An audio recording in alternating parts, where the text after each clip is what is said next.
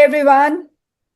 Today's SmartDumbPhD podcast has someone who has built her personal brand as a PhD for the past 8 years, maybe. But then Yeah. the way she's been influencing people in the last 3 to 4 years has been tremendous. I'm talking about Gertrude Nonterah, the author of the book Pivot and a PhD herself who has navigated the transition from academia to industry, been in the trenches, and understood how to make it past the trenches every time. So, Gertrude, welcome to the Smart Dumb PhD podcast. And in today's conversation, we definitely want to learn from your journey. What were the smart moments? What were the dumb moments? And both of them, how did they shape you? Welcome once more, Gertrude. And my very first question starts with, why did you do PhD? Mm. Dr. Rima, first of all, thank you for inviting me onto your podcast. I really appreciate it. Why did I get into a PhD? So I came to the US as an international student a long time ago in the early 2000s, 2003. And so maybe we are aging ourselves. But 2003, I came as an undergraduate student. And at first I wanted to go to medical school, but I understood whilst I was going through my undergrad that a PhD was also a very viable path to go on. I've always enjoyed science. I've studied science most of my life.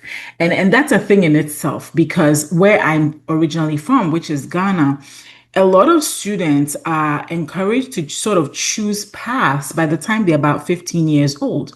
So by the time you're 15, you're choosing like a science track or an arts track or a like you tend to choose these paths around 15 years old. So because I had been generally good in school, and I don't know if that it's like this too in India, but because I had been really good in school, people would always say, "Oh, you should definitely be a science track, like a Yes, science track student, STEM. Yeah, a go to the STEM STEM. student, Yes. right?" Yeah.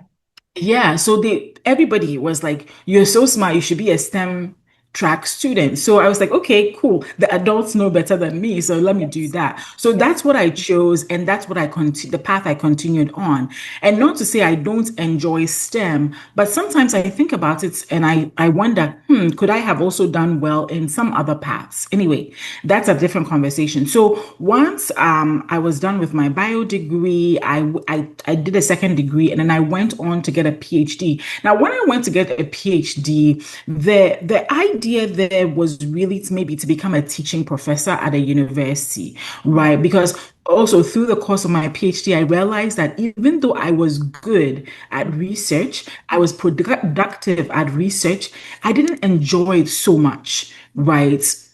And it really solidified for me during my postdoc. And I can tell you something that happened during my postdoc that kind of cemented it for me that research is not for me. Yeah. But that's why I got a PhD. I had always wanted to get to the highest level of education, and that was going to be either medical school or a PhD. The PhD path worked out better, and so I followed that. Hmm. Hmm. Okay, Gertrude, I got it why you moved into PhD. Now, you touched upon one pointer, which is like the highest level of education, right? That is PhD. This thought always comes to me now that we work with so many PhDs, you work with so many PhDs, you talk to so many PhDs, that we have the highest level of education, but the lowest level of confidence. Would you agree on Yeah, that? I agree. I agree. And I think that it's unfortunate. I think that I don't like to say criticisms, but the things I sort of have against the educational system, there's a lot of them. Not the fact, not the body of education itself, Hmm. but what education staying in the educational system too long does to your brain. Yeah. So here's what I mean. Hmm. A lot of us, for instance, this is the perfect example for it. For example, when it comes to the issue of money, making money, right? Yeah. You realize that so many PhDs, a lot of us tend to have this. altruistic streak. We want to push the frontiers of knowledge. We want to solve these big problems in the world. And somehow Good. academia sort of teaches you, yeah, sort of teaches you that if you want to solve problems at that level, then you shouldn't care about money. You shouldn't care about it. You should Yeah. only care about the social good of the planet, right? And if you in any way, and it's not something that anybody says to you, but it is sort of modeled. It's sort of a subtle message all throughout academia that if you are a smart person, don't focus on money, focus on solving those problems. And so many PhDs, this thought process, this mindset is ingrained in them. And so all throughout the educational process, it's like, I want to solve these problems. I want to solve these problems. I'm a brilliant person. Brilliant people don't just think about money. They focus on the problem. They want to make a difference, and making a difference and making money. They live on different planets. So I don't need to think about that. So the problem is then people finish PhDs Mm, and they're grossly underpaid for years. mm, mm, And you'll see somebody maybe with a bachelor's degree, maybe somebody who finished, and this is not just the bachelor's, but they finished at bachelor's level and mm, let's say they went into the workforce mm. and they have a completely different mindset about money. Yeah. And Yeah. it's such an interesting phenomenon. Mhm. I Yeah. agree to that because I think the education system is a little bit a linear track of mind where you're focused on how do you do better academically, and the money aspect never comes into it, and we are never taught that money at the end of the day is a tool, and just like AI is a tool, right? And how you Mhm. use it is what where it leads you. And when we are not able to understand that, all of a sudden, when we are making this transition, I see some PhDs are in conflict that no, how can I ask for so much money? Is that okay? So that Mhm. conflict is so deep ingrained. However, it takes a couple of things. They see other PhDs like inside my community doing it and shifting that. Yeah. So it changes quickly also.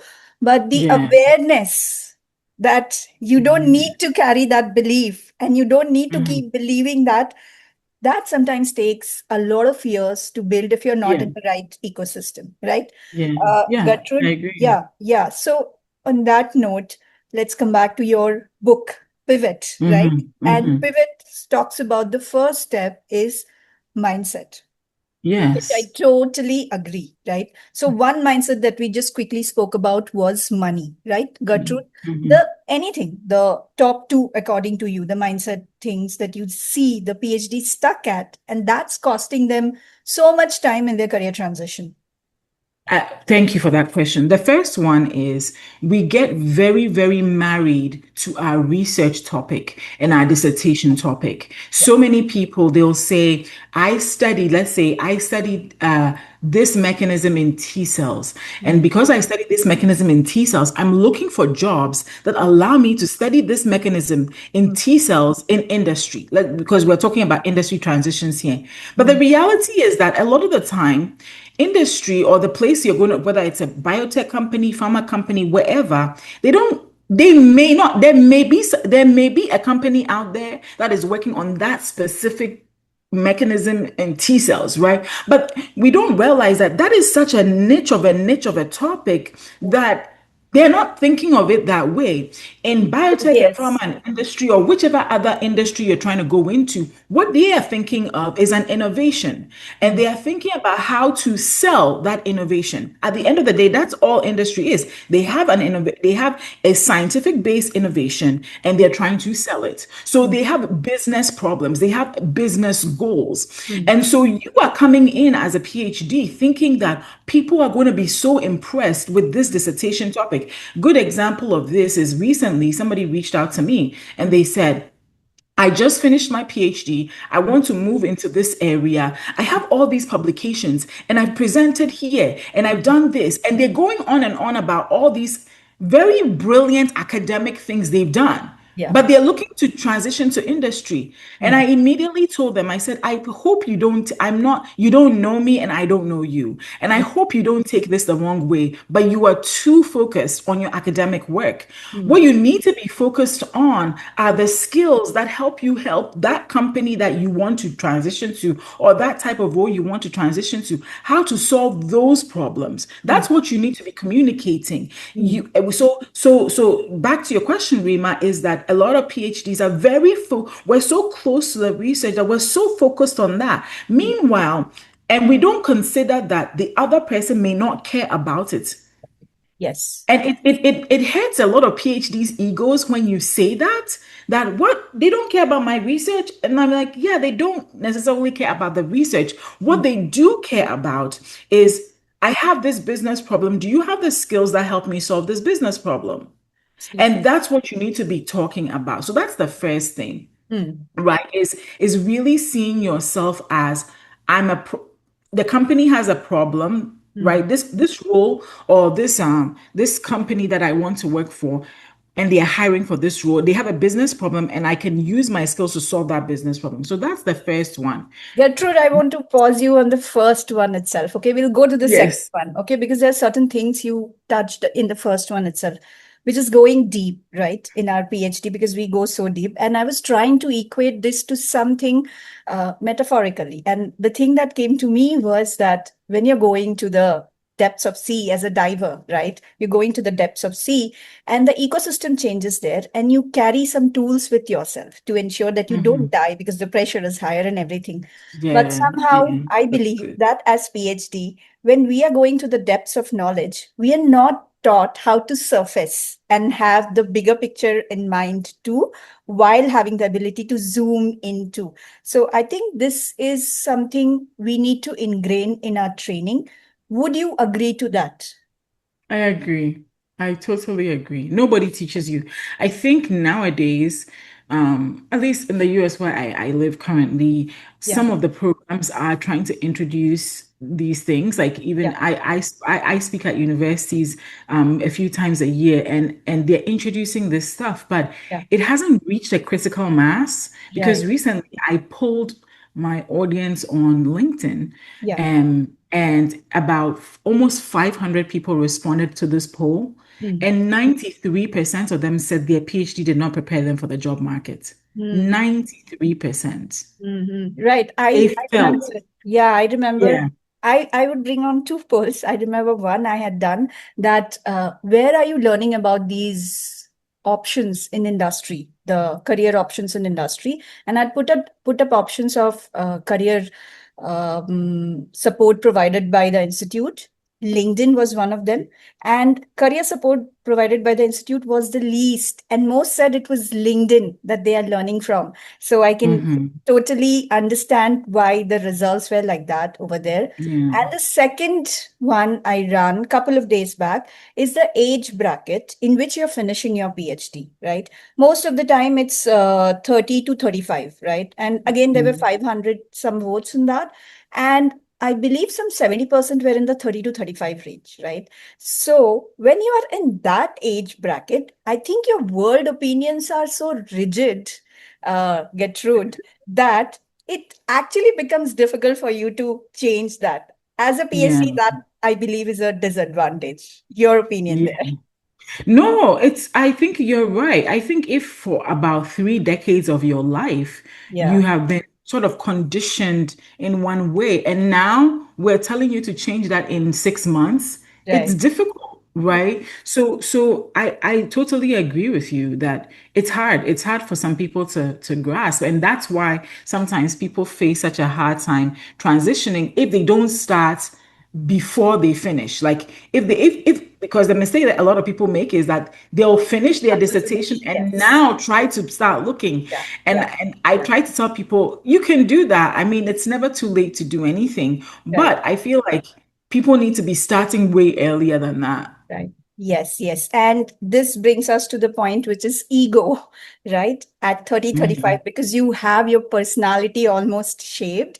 And when there are people kind of challenging that, where Mhm. you through your posts or me through your post, my posts are trying to change that mindset, it kind of feels might start feeling personal, right? So this is Mhm. where you Yeah. also need to keep the ego aside. So on that note, Yeah. Gertrude, can we move to your second pointer, the second mindset that Yeah. you were One talking of the about? other mindsets, yes, thank you. One of the other mindsets is stop turning your education into a box, Yeah. right? I find that so many of us, it's very related to the first point. The first point was think of yourself as a problem solver, right? That Mm, is solving a business's problems. This second one mm, is stop turning your degree into a box. mm, And I'll illustrate this from my own life. So when I finally realized that okay, I'm applying to academic jobs and nothing is working because I had gotten laid off from my postdoc because of funding running out. right. Funding ran out, the whole lab was laid off, and I was affected. Mm, And when I was looking for I was actually looking for second postdocs, I was looking for assistant professor positions, nothing was coming up, right? So I was like, okay, I think I need to start up trying to apply to jobs outside of academia. So I mm, started to do that. mm, I already had some career paths in mind and I started to do that. But my problem was because my degree is in and my PhD is in microbiology and immunology, I mm, was always looking for jobs in that area. I'm like, I'm looking for something in microbiology and immunology. I'm looking for right. people like, what's your degree? Microbiology. I'm looking for something because that's all I could think of. I could only think that microbiology and immunology is all I can do. This Right. type of research or this type of work is all I can do, Mm, mm, right? right. But then I had to think, wait a minute. What have I actually and this actually, it's developed over years, but nowadays I teach it as well. And Mm, I say, think about something that is a strength. mm, Because even though I had been a productive researcher, mm, during my postdoc, one day I had this nervous breakdown, anxiety, like mini anxiety attack, whatever it would be, people would call it. I never had that before, I never had that since. mm, I went to work, I parked in the parking lot, and then I began to shake and cry. And then mm. I called, I did that's the thing that every 34-year-old does when Yeah. they are in such a state. I called my mother, Yeah. and so I called and she's trying to talk me down and calm me down. And I said, I don't want to go to work. And she said, why don't you want to go to work? I said, I don't even understand it myself. I've Mm, been doing this for so many years. I don't know why. But that was my first clue that probably I'm not like research wasn't for me, even though I mm, was good at it. mm, So during that time when I was laid off, this was the first time I began to think, what am I good at? What do I mm, actually like doing? mm. And what are the skills from my PhD that I can use in some other way, Right. Yeah. So I have always been good at writing. And I Mm, had been told this even during my PhD, during mm, my postdoc. People told me you're really good at expressing your words through writing. So I was like, okay, writing. And of mm. course, as a PhD, you write a lot, right? Yeah. So you Right. kind of hone that skill. So I wrote a lot. I liked writing. Mm, Then I began to think of, okay, so what career paths are out there in the world that will allow me to use writing? Because I've never really done writing professionally. I had been doing some freelance writing on the side, but I'm like, okay. Then I found out that there was a career path called scientific writing. I said, oh, mm, scientific writing. I'm a scientist and I like writing. mm, Maybe this may be a good path for me. I mm, did my own investigations. I found out that, okay, this was a viable path.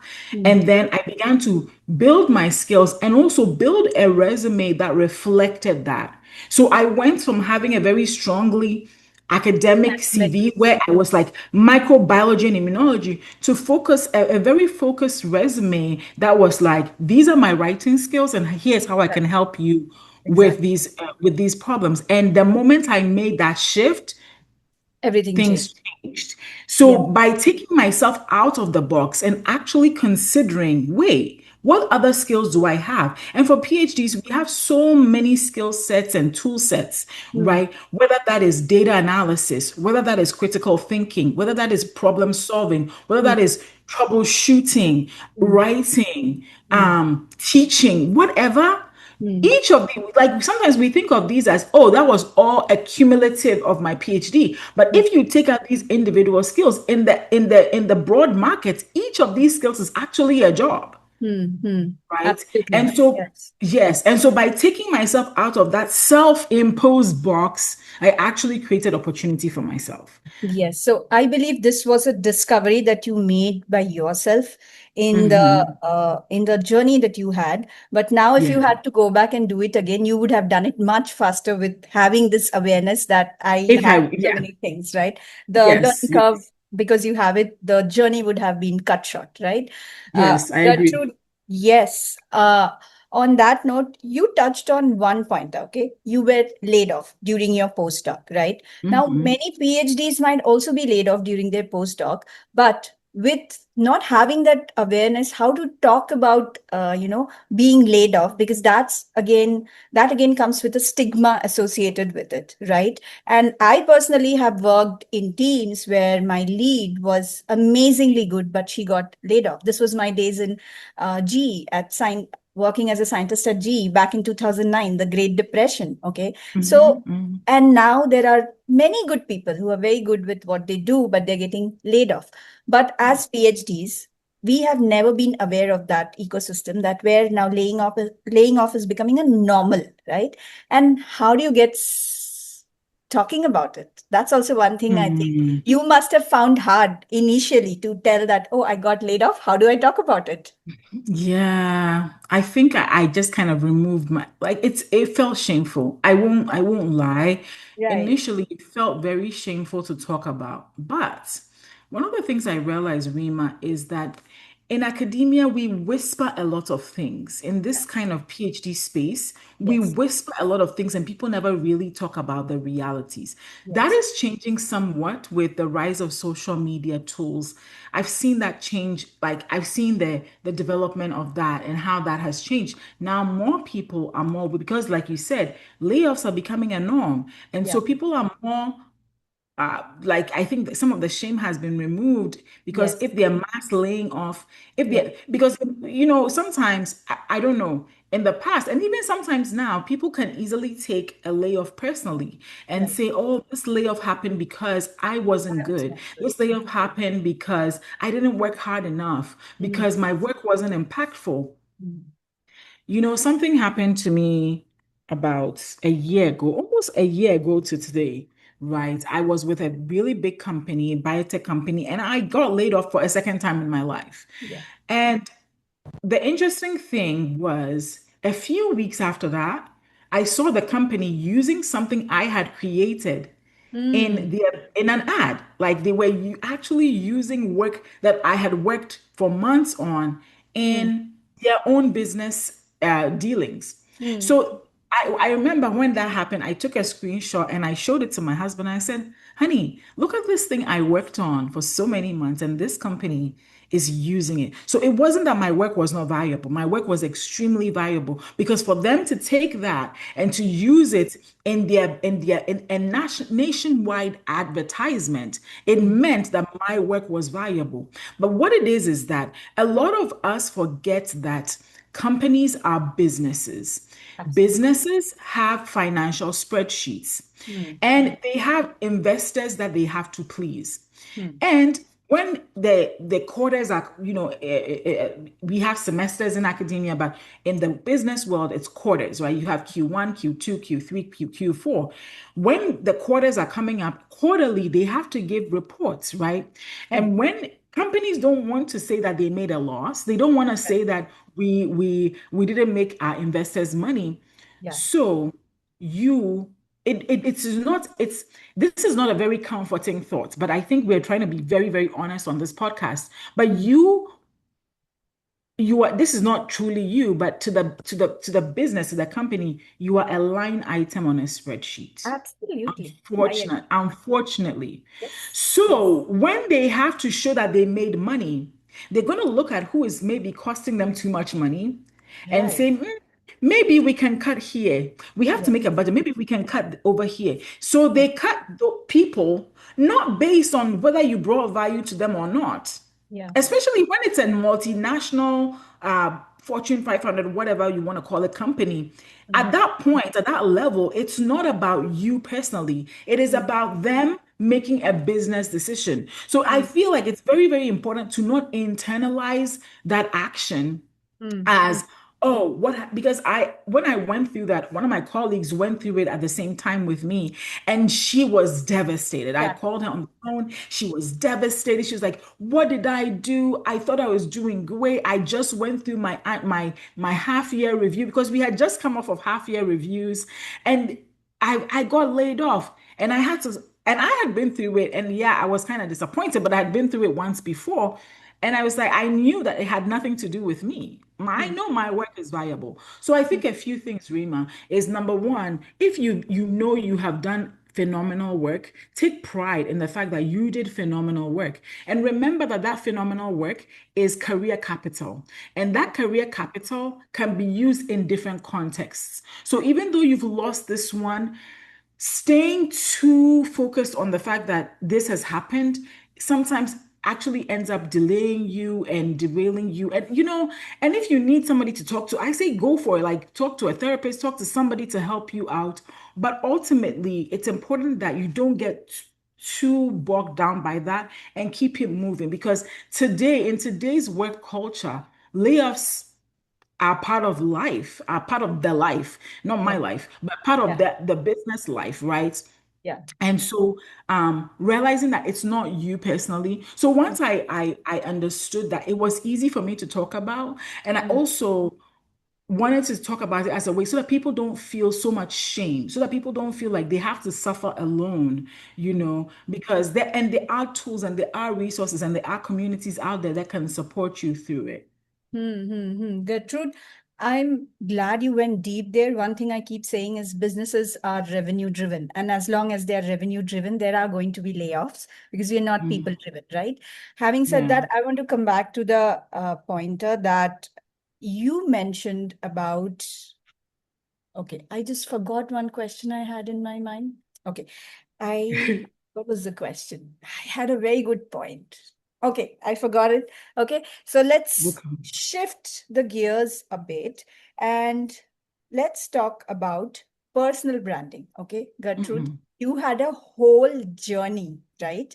Again, starting from your PhD till here, where it was constantly writing, writing, and writing, where you found your writing voice. And I find your writing voice to be, I don't know about others. Firstly, it's empathetic.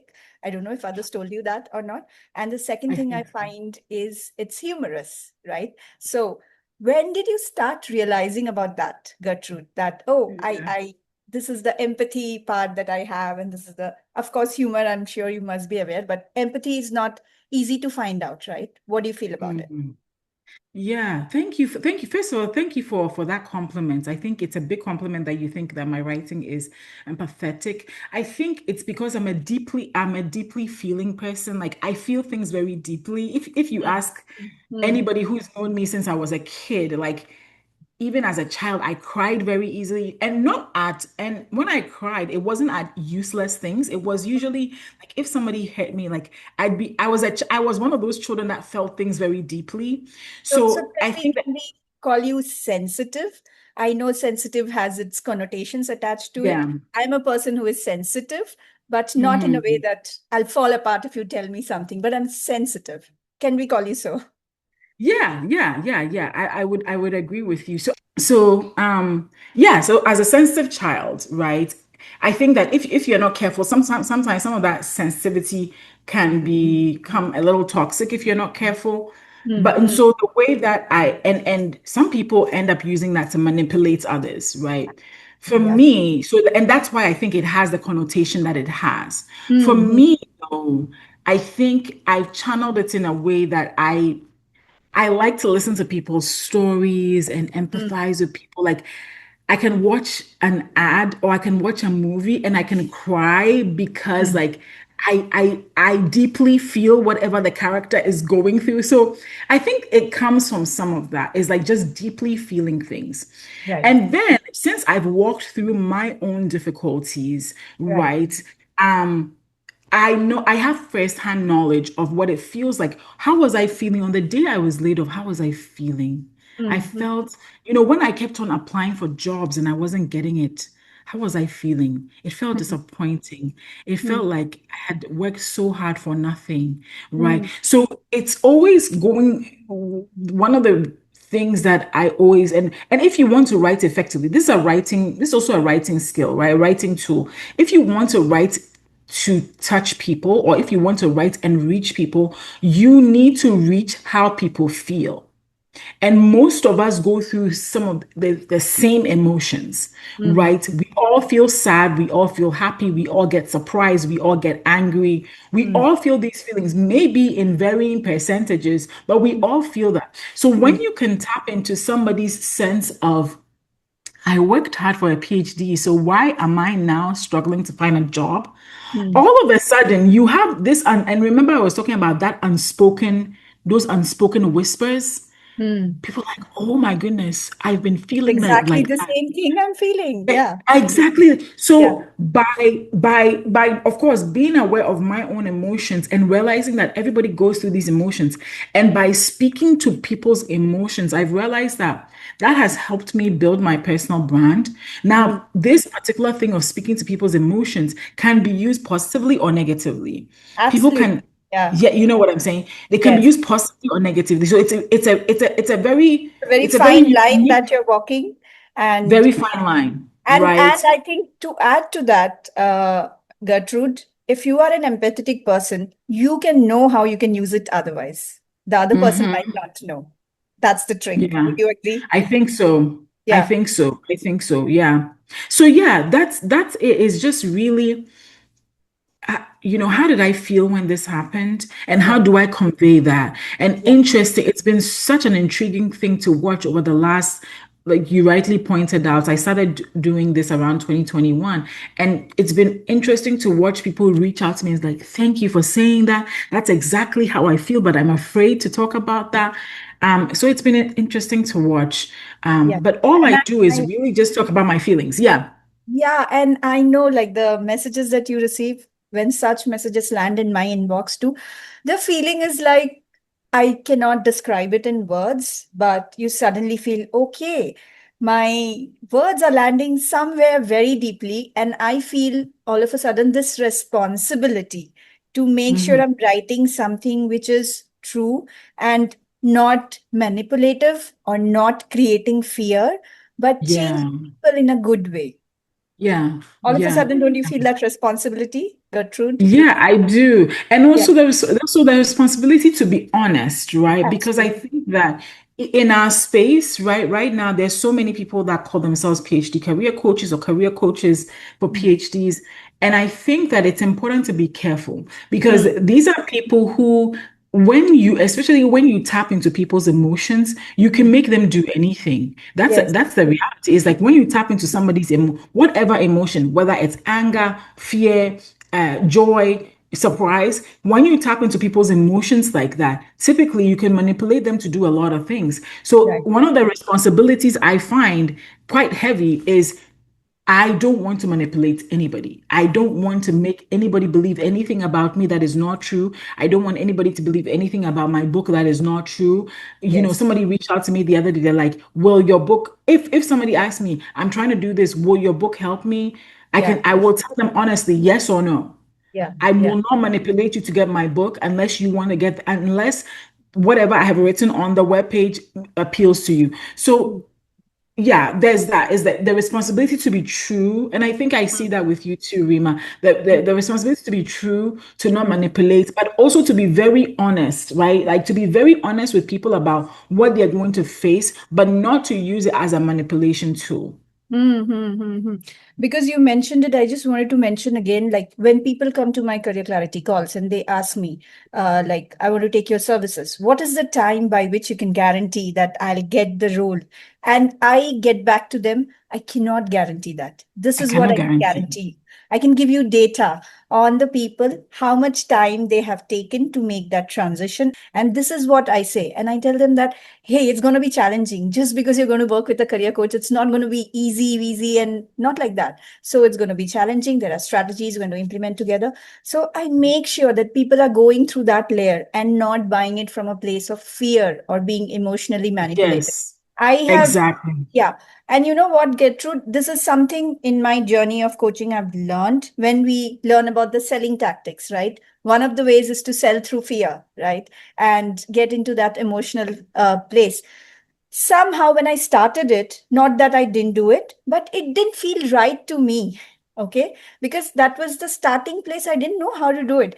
Eventually, I found out who am I and how am I going to sell. This is what I'm, Yeah. right? So Yeah. I guess that's a journey again. Each one of us have that journey to find out who we are and be true to that. Yeah. On that note, Gertrude, um, personal branding, okay? Yeah. Where do you see your personal branding taking you from here? It had opened up so many speaking So many opportunities for you, doors. so many people connecting with you, so many people. Mhm. I'm sure if you're going to put up a message, something about you failing at something, so many people are going to reach out to you personally, okay? Yeah. And Yeah. that's how you're affecting people. They feel for you, right? So Mhm. where do you see this taking you? And why should somebody work on personal brand in 2026? There's so much Yeah. noise, right? And the personal Yeah. brand it has become so cliche. How do you stand out? Yeah, I think yeah, in a way it's become cliche, but it's still a powerful tool. Yeah. So I think that number one is if you want to build a personal brand in 2026 and beyond, number one is get in touch with who you are. It's important. Like I think I've said this a few times, like introspecting, getting to know who you are, getting to know what you like, what you don't like, what you feel, what you don't feel. Like be very, very honest about that. And then I think everybody's personal brand should have a goal, Yeah. right? What is the goal of your personal brand? Some people don't need a personal brand, and that is okay. They're absolutely fine, maybe running their business in the background, whatever. They Mm. are just fine doing their stuff, and because maybe they have a tool to network in person and they're very, very good at that, Mm. right? So it's not for everybody. But I do think that whether you choose to build an online personal brand or an offline personal brand, that is the thing, is everybody has a personal brand. Absolutely. But you want to play an active part in shaping the story in people's minds. Mm. So, because you want to play an active part in shaping the thoughts in people's minds, first of all, once you get to know who you are, make sure that your in-person presence matches whatever presence you're putting online. Mm. Don't be one person in person and then you're a Mm. totally different person online. I Yeah. don't like that at all. Like when people meet me, they tell me this and I appreciate. They say, "Oh, you're just like you are online," right? And I said yes, because why would I be anything different?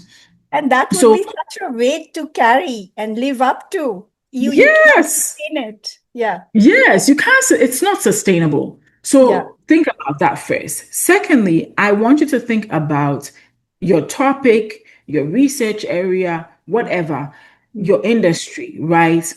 What are the topics that like you absolutely deeply care about? That's also important, right? Mm. Don't go start talking about something because somebody has found success in it. But when I started talking about the stuff I talk about now, there was Mm. nobody online talking about the fact that they had been laid off as a PhD. There was Mm. nobody online talking about their feelings when it came to, looking for a job for a long time. Nowadays, people do it, but in 2020, 2021, when I started talking about it, almost nobody talked about it, right? So we I'm can very call you the multi-passionate. OG. We can call you the OG that way. Yes, I think maybe I'm Yes. gaining that status, right? Yes.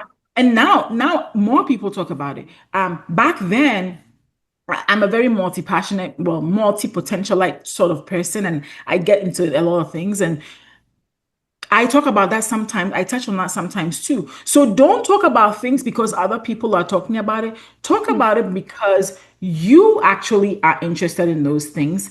Yeah. And maybe there may be some people that may be interested in it. Everything I write doesn't go viral. Everything Absolutely. I write doesn't garner all the attention in the world, but it reaches the right people. People. Yeah. Okay. It Exactly. reaches the right, you want to reach the right people. You're not trying to reach the masses, you're trying to reach the right people. This is Mm. why even for my podcast and YouTube channel, sometimes there'll be video marketers that reach out. They're like, we will take your channel and we will get you 1 million views. And I'm like, I'm not really like 1 million views is cool, but Yeah. that's not really what I want. I really want to reach more of the right people. Right.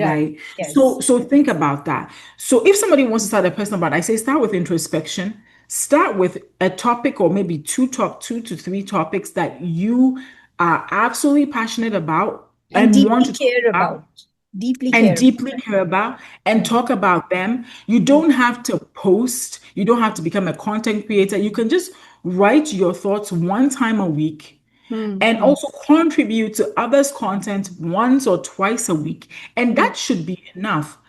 A mm, lot of people who have come on my radar mm, have been people like this. They may not post anything on their own, but mm, they engage a lot. They may mm, send a deep, say, thank you for that. That was really intriguing. They may mm, send me an email. So this thing called personal brand, there are different ways you can come at it. You mm, don't have to be an influencer. That's mm, not the goal. The goal, let me tell you the goal of personal branding for anybody that's listening. The goal is to create a story in people's minds mm, about you being this very competent, critical thinking, maybe friendly, maybe somebody that they could potentially work with individual and to attract opportunities. And that's how I've attracted opportunities. Every speaking engagement I've done since 2021, I didn't pitch for it.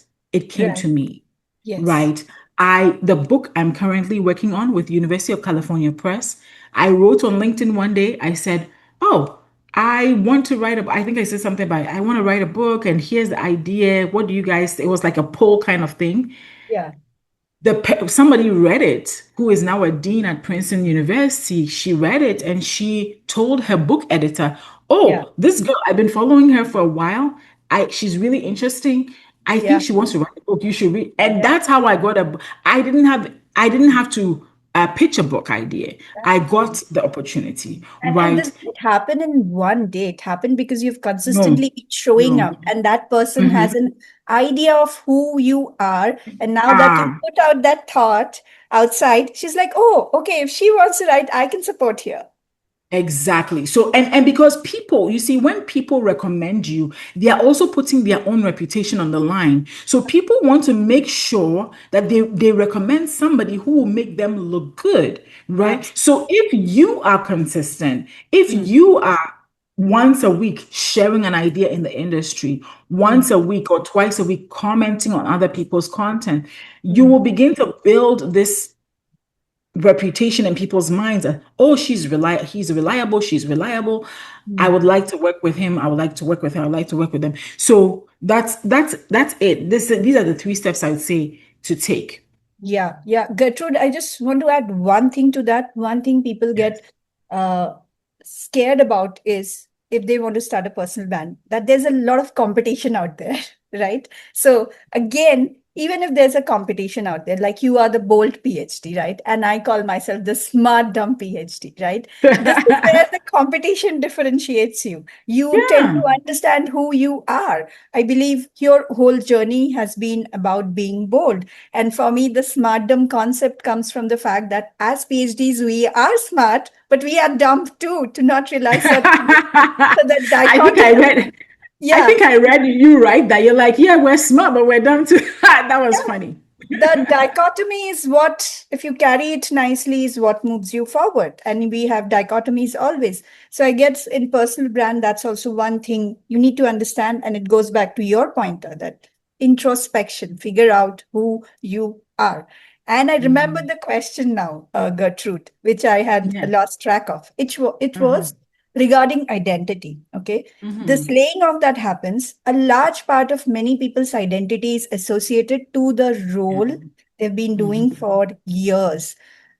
I Mhm. have learned over the years that we have to start detaching from that Yes. identity and have Mhm. an identity as a multi-potentialite. You can have many different identities, yet be comfortable with the fact that you're also nothing and hold all of that together. So, what is your opinion there?